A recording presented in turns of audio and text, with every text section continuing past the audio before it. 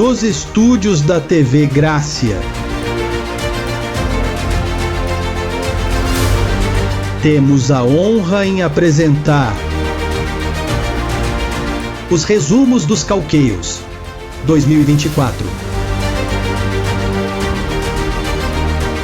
O Evangelho da Graça, explicado por Jesus Cristo homem, e que nos leva hoje rumo à grande transformação. Abba Pai.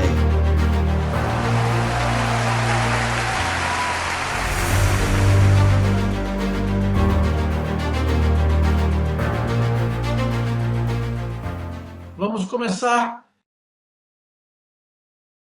lendo a Hebreus capítulo 9, versículo 28. Hebreus capítulo 9, versículo 28, para falar sobre esses dois aspectos que o sistema até agora não entende. Ele diz: assim também Cristo foi oferecido uma só vez para levar os pecados de muitos. Não de todos, mas de muitos. E ele aparecerá uma segunda vez, sem relação com o pecado, para salvar aqueles que esperam por ele. Veja esse pequeno detalhe aqui. Deixe-me colocar o versículo da Bíblia na tela. Para salvar aqueles que esperam por ele. E eu me perguntei, as pessoas sabem de que salvação ele está falando? Porque observe, o sistema religioso está tentando salvar o que Cristo já salvou, que é a alma, o espírito. Então eles fazem evangelismo em massa para salvar as pessoas. Mas não estamos tentando salvar o espírito de ninguém, mas sim salvando-os de si mesmos. Essa é a salvação que se espera agora salvar os crentes. Observe que eles já acreditam. Porque no versículo diz que Cristo foi oferecido uma só vez para levar os pecados de muitos. E isso significa que ele se ofereceu e levou o pecado de muitos. Agora ele vem pela segunda vez, não para tirar novamente os pecados, porque já tirou os pecados de muitos. Ele foi oferecido apenas uma vez, não duas nem três vezes. De uma só vez, ele conseguiu remover o pecado do meio. Então, ele não virá uma segunda vez para salvar as pessoas dos pecados, que é o que o sistema protestante está fazendo quando evangeliza. Quando saímos às ruas, estamos procurando crentes, não incrédulos. Crentes para receber a loucura da pregação e do que uma pessoa é salva, apóstolo. Bem, veja, você deve ser salvo da carne do diabo. O diabo foi destruído. Mas o que ele deixou em sua carne, você tem um corpo sujeito a desejos enganosos. Você tem um corpo que é o corpo do pecado. Não que você seja um pecador, porque os pecados já os levaram, mas o corpo do pecado fala e é contra você. Ele mente para você e tem uma fraseologia. Como as coisas estão ruins, sinto-me mal, sinto-me deprimido, sinto que algo ruim vai acontecer, sinto que o mundo vai acabar, sinto isso. Bem, e ele lhe conta muitas mentiras, bombardeia você com muitos pensamentos.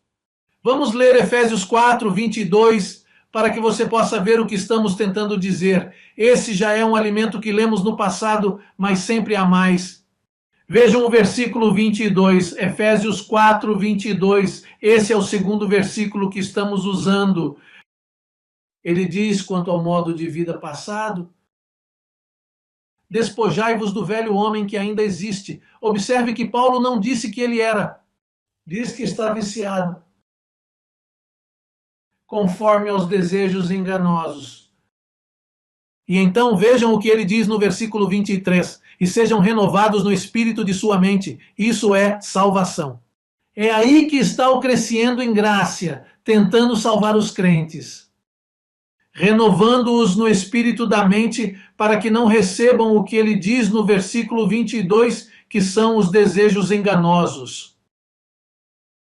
E depois se revestir do evangelho da incircuncisão, versículo 24, e vos revistais do novo homem, criado segundo Deus em justiça e em santidade da verdade. Como você se reveste? Pelo conhecimento. Sim, sua vestimenta é chamada de conhecimento. E não é qualquer conhecimento. As roupas que você veste estão escritas no evangelho da incircuncisão. E então Cristo diz: observem mais uma evidência de que eu sou Jesus Cristo homem. Ninguém, até que se manifestou Jesus Cristo homem, ninguém estava salvando os crentes na mente.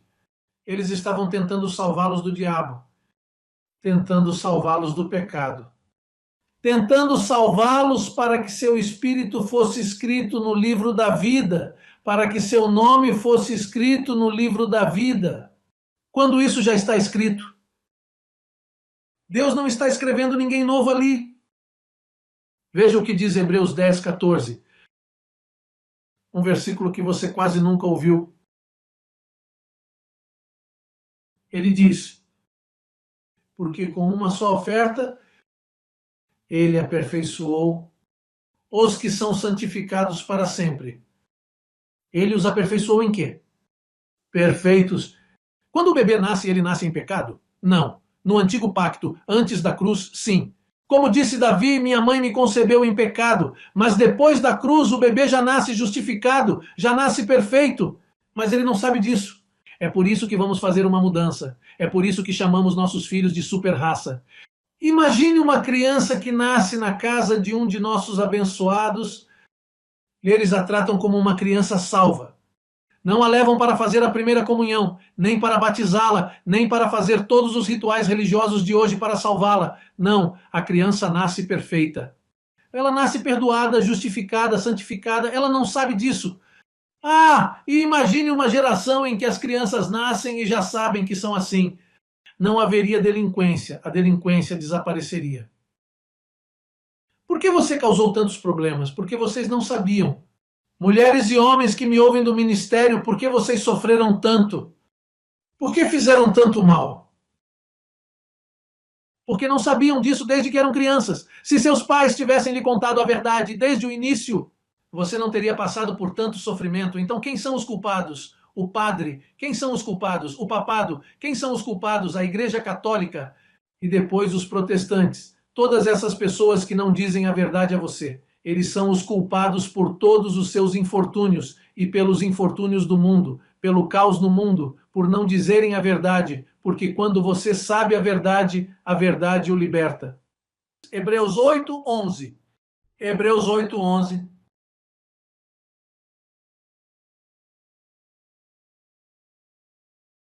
Diz assim: e ninguém ensinará a seu próximo, nem ensinará a seu irmão, dizendo: conhece o Senhor, porque todos me conhecerão. Você vê que em nossos evangelismos dizemos às pessoas: olha, eu quero que você conheça o Senhor. Não, não dizemos isso. Se estiver escrito lá, ninguém dirá: você conhece o Senhor. E o que os protestantes fazem por aí? Olha, eu quero que você conheça o Senhor. Mas nós não dizemos isso abençoado. Nós, os de Crescendo em Graça, sabemos que todas as pessoas eleitas, todos os muitos já conhecem o Senhor e são crentes. O que acontece é que a religião falhou em dizer a eles o que Cristo já fez por eles. E é por isso que o mundo está do jeito que está. É por isso que o mundo está em trevas. É por isso que vemos os estupros, os crimes, os acidentes, tudo o que está acontecendo. Há uma desordem mundial e somente o nosso evangelho é a resposta para poder curar as nações.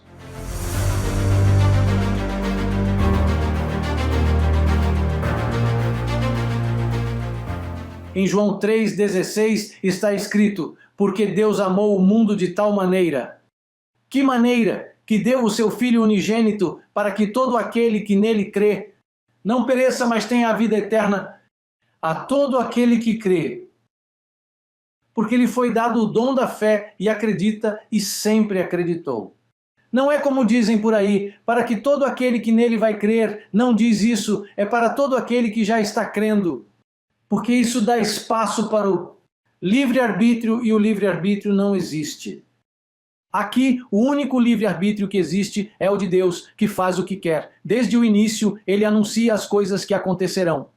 E é assim que ele opera e sempre operou. Ele não aceita surpresa. Ele já sabe tudo o que vai acontecer. Ele lhe dá a oportunidade de desempenhar o papel, de entrar em seu filme. Mas aqui você não acrescenta, tira ou coloca nada.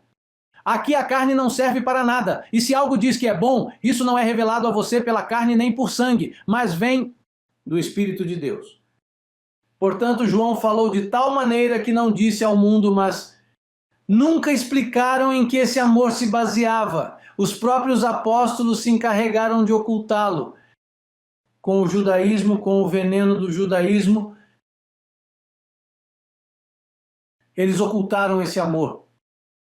E impediram o único que explicou isso, que foi o apóstolo Paulo, impediram-no de fazê-lo, por meio do trabalho que já havia terminado na cruz. Quando Cristo morreu, o trabalho dos apóstolos terminou. Por que a igreja atual conta com os 11 apóstolos? 11 porque Judas permaneceu. Matias, que foi nomeado sem motivo algum, já que dele não voltou a falar, mas os 11 esconderam esse grande amor e se encarregaram de tapar a boca de Paulo, atrapalhando-o com todas as suas epístolas judaizantes. Que, resume Tiago, 1 Pedro, 2 Pedro, 1, 2 e 3 João, Tiago, Judas e Apocalipse. Esses 8 livros estão envenenados pela circuncisão. Eles não são inspirados pela verdade do Evangelho. Eles estão aí. Os vemos para nossa evidência de que não estão inspirados e revelados, como são as 14 epístolas de Paulo. Esse é o nosso Evangelho, as 14 epístolas de Paulo. Mateus, Marcos, Lucas, João e Atos são livros históricos. De Romanos a Hebreus, é aí que se esconde o grande mistério do Evangelho. É aí que o amor de Deus é verdadeiramente expresso. Porque aí fala da predestinação. Aí fala que você já estava vestido antes, que seu nome foi escrito antes da fundação do mundo no livro da vida e que você foi escolhido para obedecer à verdade. Somente nesses livros você encontra que ainda não havia nascido, que ainda não tinha feito nem o bem nem o mal, e que o propósito da eleição foi o que estabeleceu o futuro de seu espírito. Sem ter feito o bem ou o mal, antes de você nascer, Deus já havia decidido que você seria salvo. Veja que grande amor! Isso sim é um grande amor. E eles não lhe disseram que, quando Cristo morreu, ele tirou o pecado. Você nasceu justificado, mas não sabia disso. Você nunca esteve em pecado, abençoado. Para estar em pecado, você tem que estar sob a lei, e a lei não foi dada para você. A lei foi dada para os judeus. Paulo caiu sob a lei porque Cristo ainda estava naqueles tempos. Ele nasceu sob o tempo para aqueles tempos. Mas nós, gentios que alcançamos as grandes misericórdias, nunca estivemos sob a lei, nunca estivemos sob o pecado, nunca estivemos sob a influência do diabo, porque Satanás foi destruído, nunca estivemos sob a maldição. Quem mentiu para nós, gentios, foi Roma. O veneno do papado romano, aquele sacerdócio oculto. Essa falsa religião foi que escondeu de nós o grande amor de Deus. Veja como está escrito em Efésios capítulo 3, versículos 8 a 10. Paulo explicando como esse grande amor foi manifestado por meio dele, por meio de seu apostolado. Veja como ele diz. Ele diz: A mim, que sou o menor de todos os santos, me foi dada esta graça. A mim, não aos apóstolos. A mim, ele diz: esta graça me foi dada para pregar entre os gentios, não entre os judeus, entre os gentios o evangelho das insondáveis riquezas de Cristo. Ele diz assim: a mim foi-me dado aos gentios as riquezas inescrutáveis do evangelho de Cristo e esclarecer a todos qual seja a dispensação do mistério oculto, desde os tempos antigos em Deus, que criou todas as coisas, para que a multiforme sabedoria, multiforme, muitas formas, a sabedoria de Deus é agora dada a conhecer por meio da igreja aos principados e potestades nos lugares celestiais, de acordo com o propósito eterno que ele fez em Cristo Jesus, nosso Senhor, no qual temos segurança e acesso com confiança por meio da fé nele. Bem, esse amor estava oculto por causa do judaísmo, do evangelho judaizante dos apóstolos. E falamos com propriedade. Gálatas 2,14. Veja como o apóstolo diz. Ele diz, falando dos apóstolos, ele diz: mas quando vi que não andavam retamente segundo a verdade do evangelho, disse a Pedro. Pedro era o líder de não andar corretamente.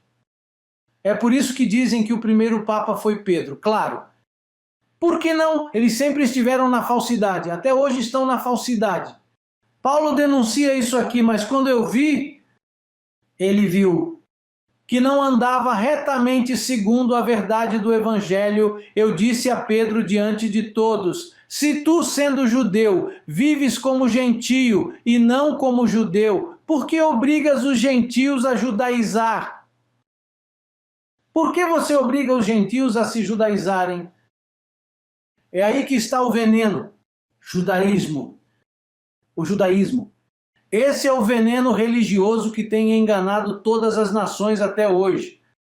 Portanto, eles são falsos obreiros, diz ele. E não é de admirar, porque o próprio Satanás se disfarça de anjo de luz. Portanto, não é de se admirar que também seus ministros, falando dos apóstolos, se disfarçam de ministros da justiça, cujo fim será de acordo com suas obras. Trabalhadores satânicos. Todos esses apóstolos eram diabólicos, satânicos. Mas Paulo os descobriu e nos deixou o código para sabermos com quem estamos lidando. Nunca use esses apóstolos fraudulentos como exemplo, disfarçados de falsidade, assim como o papado romano, como são todos esses padres, freiras, sacerdotes, bispos e cardeais. Mas o joguinho já acabou, porque eles se alimentaram do falso evangelho do judaísmo. Mas esse jogo já não pode mais continuar, porque o Crescendo em Graça está de pé. Jesus Cristo, homem, já retornou à terra para esclarecer a todos o mistério que esteve oculto durante todo esse tempo. A igreja já está definida, está clara, no trabalho que está fazendo para que o grande amor de Deus, aquela paz imensa e profunda que somente o meu evangelho produz, quando você o recebe, quando o seu entendimento é iluminado, quando você é trazido para essa verdade do evangelho da incircuncisão, uma paz profunda te invade, como nenhum homem jamais experimentou. O amor de Deus nunca foi experimentado até 1973, quando se manifestou o deusado de Jesus Cristo homem para as nações. Nunca falaram sobre o amor de Deus, mas não foi compreendido, nem explicado, nem houve qualquer fundamento para isso.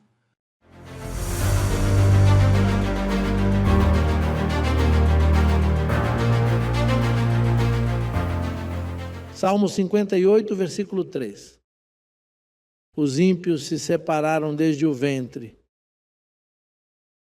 Você sabe que desde o ventre da matriz é que Deus nos escolheu. Diz isso em Isaías 46. E eu acredito que por causa daqueles que não estão aí, vamos olhar os 2 versículos para que vocês possam ver. Eu recebo boa memória para vocês e que vão se lembrar da comparação. Sim, olha, alienam-se os ímpios desde a matriz, andam errados desde que nasceram, falando mentiras. O seu veneno é semelhante ao veneno da serpente, são como a víbora surda que tapa os ouvidos, para não ouvir a voz dos encantadores, por mais hábil que o encantador seja. Estas são a um tipo de cobras surdas, que não podem se encantar porque não ouvem. Então essas pessoas não ouvem, desde a matriz, e aí a mãe não pode fazer nada. E isso é doloroso, que uma mãe tenha um filho e que ele nasça surdo. E não surdo por ter surdez, mas surdo à palavra. Já você não pode fazer nada. E Deus faz como quer. Imagine Eva, a mãe de todos nós, como dizem. A primeira que teve o primeiro bebê. E qual é a culpa dela se de seu ventre sai um Caim e um Abel? Essa é a decisão dela? Não, não é. Então você tem que lidar com a verdade que Deus oferece. Nunca coloque sua opinião. Busque a opinião de Deus, que é a melhor. Porque há pessoas que opinam demais. Quando você fala com as pessoas lá fora, elas dizem, bem, eu acho. Como eles ficam relaxados ao dizer, eu acho. E quem é você para pensar? Eu penso que isso deve ser assim, deve ser assado. E acho que Deus tem que salvar todos os bons e jogar todos os maus no inferno. Bobagem, você sabe que as pessoas falam porque vivem pela lógica. Mas desde o ventre, olhe, aqueles que se separam desde a matriz. Essas pessoas que se afastam, às vezes são as melhores pessoas do mundo. Às vezes são pessoas respeitadas na sociedade. Vá falar do Evangelho. E é uma pessoa relativamente boa. Agora fale sobre o Evangelho para um bandido ali, que talvez tenha se comportado mal, ou o que quer que seja. E ele dirá obrigado e ele receberá. Bem, qual é o melhor para Deus? Aquele que acreditou, porque é de fé. Vamos ver Isaías 46 para que você perceba a diferença dos que se separam desde a matriz. E eu nunca me canso de ver esses versículos. Espero que você também não se canse, pois pelo contrário, você os memoriza. Isaías 46, versículo 3 e 4. Ouvi-me, ó casa de Jacó, e todo o restante da casa de Israel, vós a quem trouxe nos braços desde o ventre. Os que são levados desde onde? E o que isso diz sobre os ímpios? Como dizia o outro versículo? Diz, os ímpios se desviam desde o ventre e são levados embora. Isso significa que Deus faz acepção de pessoas. Vá e diga a um religioso, Deus faz acepção de pessoas. Deus faz acepção de pessoas entre essas duas sementes. Com os seus é diferente. Mas com a semente do diabo ali enfiada, pois há uma grande separação. Veja o que diz a segunda carta aos Coríntios, capítulo 13, verso 5. Segunda carta de Paulo aos Coríntios. Não é segunda de Coríntios, é a segunda carta de Paulo aos Coríntios. Os únicos que falavam assim, primeira de Pedro, porque era de Pedro. Primeira de João, era João escrevendo. Não era Deus, era João escrevendo. Veja como diz. Olha, que lindo isso. Olha, apenas a semente de Deus pode fazer isso. A pessoa que é honesta. Não é correto isso? Quando existe honestidade, você olha para você mesmo e diz, não, quem está errado sou eu, é verdade. Ainda que doa um pouquinho e você disfarce um pouco. Mas finalmente você diz, olha, na verdade fui eu. Você sabe. Porque há pessoas que têm dificuldade em culpar-se por motivos pessoais. Mas diz, examinai-vos a vocês mesmos. Não vá até um padre para se confessar. É você mesmo. Ah, e você não precisa ligar para mim nem para ninguém. Você não tem a capacidade de se examinar? Você não pode se sentar aí e se examinar e dizer, deixe-me que eu me examino bem. Quando me contaram, Você não tem vergonha de enganar tanta gente? Mas uma de duas coisas acontece aqui. Ou estou fazendo certo ou errado. Não existe meio termo. Como esses pregadores que falam sobre equilíbrio dizem: José Luiz tem razão, mas está desequilibrado. Tem que ter um equilíbrio. E o que é um balanço? Bem, um equilíbrio é que não há pecado, mas não diga de tudo porque as pessoas podem usar isso para outro propósito. Mas qual é a verdade? Bem, a verdade é que não existe pecado, então vamos contar a verdade. E se alguém usa isso de outra forma, nós fazemos com que percebam. Até dizem cantando: pois eu sou extremista. Aqui, todo o ministério, nós somos extremistas. Nós não somos equilibrados.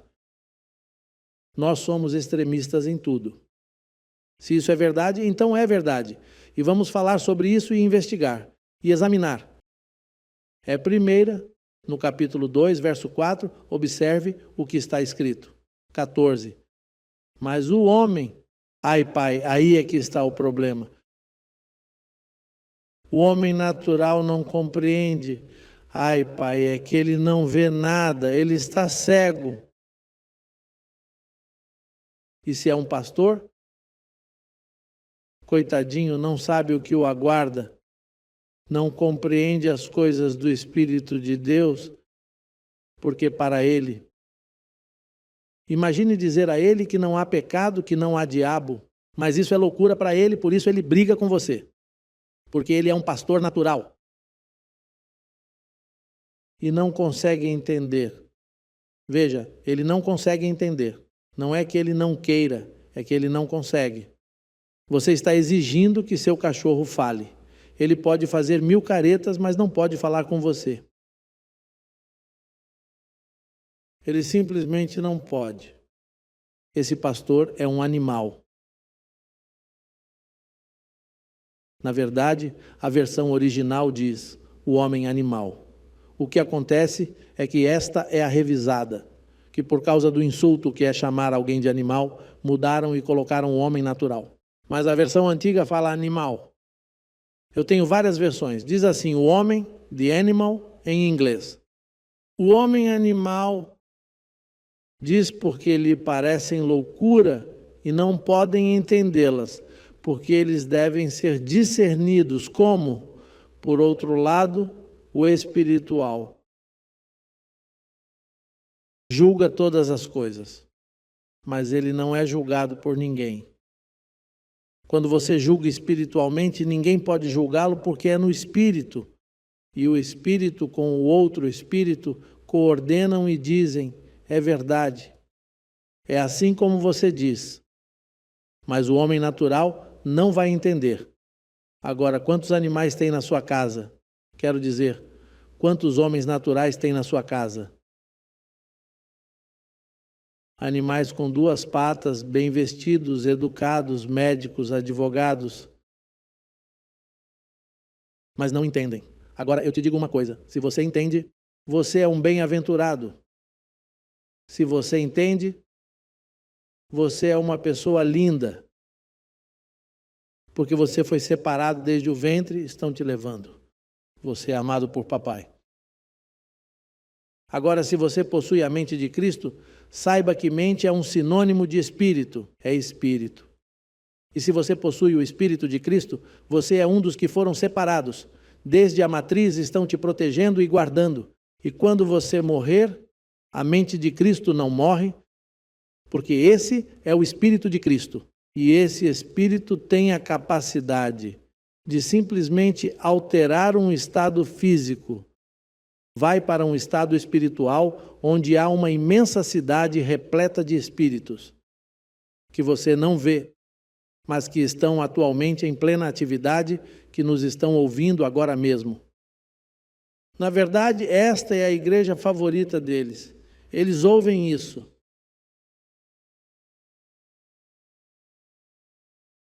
Ah, e vou te contar uma coisa. Eu não estudei muito a Bíblia antes. Nunca fiz isso, porque vim de uma vida tão conturbada que eu tentava ler um capítulo e lia o primeiro versículo, mas quando ia para o segundo, tinha que voltar para o primeiro porque não me concentrava. Hello? Parece que estou comunicando certas coisas, com sua mesma experiência. Eu não consegui fazer isso. Nunca li um livro na minha vida. Imagine só, eles mantiveram minha cabecinha virgem. Nunca fui capaz de ler um livro, nunca. Agora veja, porque isso é o que define este ministério. Eu, que não conheço a Bíblia, de repente, no dia seguinte, me levanto e sou um teólogo. Como você pode explicar que eu era ignorante nas Escrituras, mas no dia seguinte eu sei tudo sobre as profundezas da Bíblia e falo isso para as pessoas? Quem te ensinou isso? Imagine, era o próprio Jesus Cristo falando.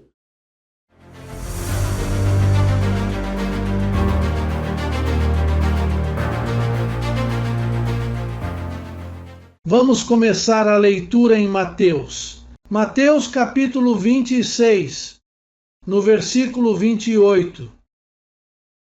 Diz aqui: porque isto é o meu sangue, o sangue do novo pacto, que é derramado por muitos para a remissão dos pecados.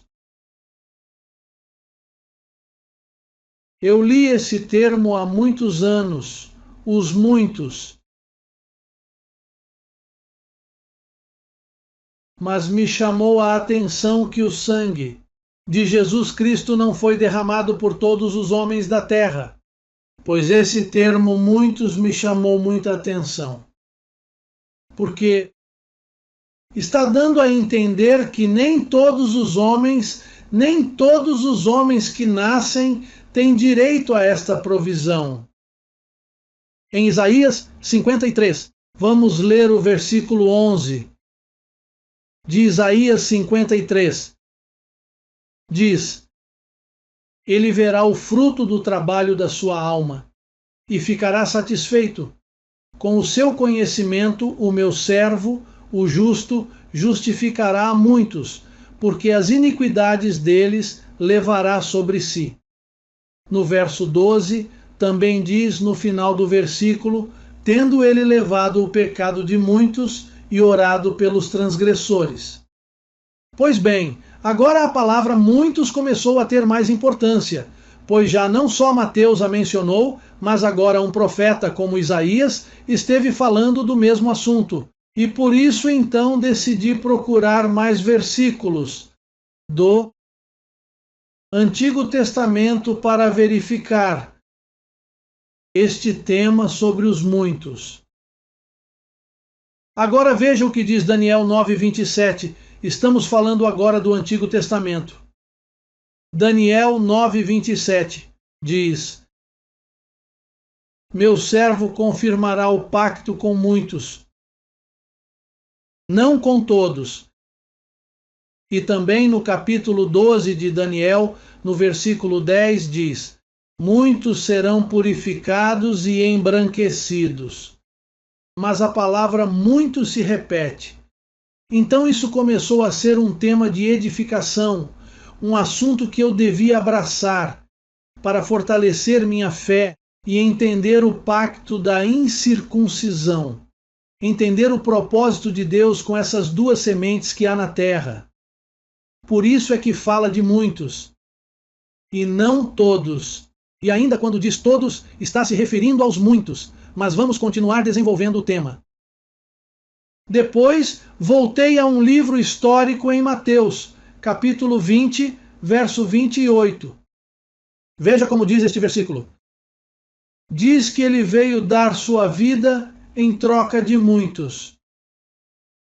Ou seja, isso já era um tema muito claro. O resgate era para muitos, não para todos. Porque se ele tivesse decidido salvar a todos eles, ele salvaria a todos, mas havendo duas sementes nesta terra, Caim e Abel. Lembram-se do ladrão bom e do ladrão mau? Embora todos os ladrões são maus, mas, como ele acreditou, ele foi chamado de bom ladrão ao longo da história.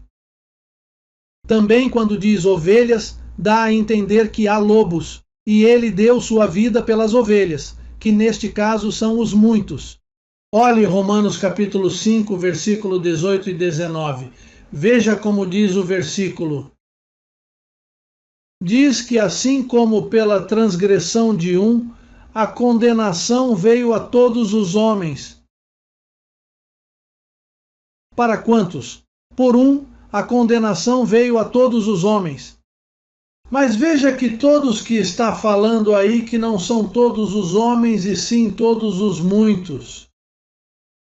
Diz, da mesma maneira.